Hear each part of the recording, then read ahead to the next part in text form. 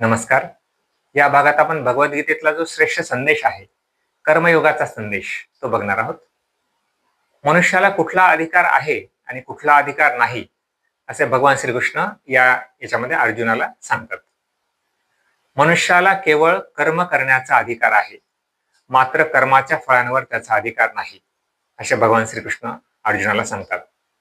कर्मण्येवाधिकार असते मा फलेषु कदाचन मा कर्मफल हेतुर्भू मा ते संगोस्तु कर्मणी.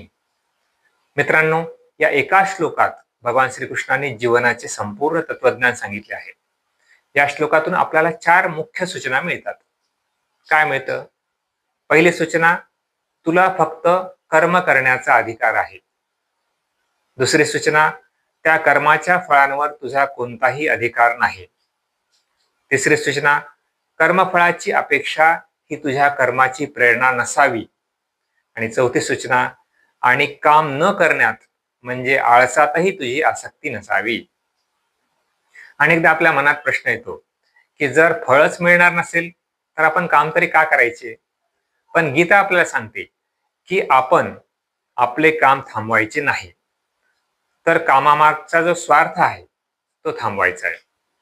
महात्मा गांधींनी यालाच अनासक्ती योग असंही म्हटलं आहे. जेव्हा आपण फक्त फळाची अपेक्षा ठेवून काम करतो, तेव्हा आपल्या मनात मी आणि माझे असा संकुचित अहंकार निर्माण होतो, अहम निर्माण होतो. पण जेव्हा आपण फळाची चिंता न करता आपले कर्तव्य म्हणून काम करतो, तेव्हा आपण खऱ्या अर्थाने समाजहिताचा विचार करत असतो. आपले यश हे केवळ वैयक्तिक राहत नाही, तर ते सर्वांचे होते.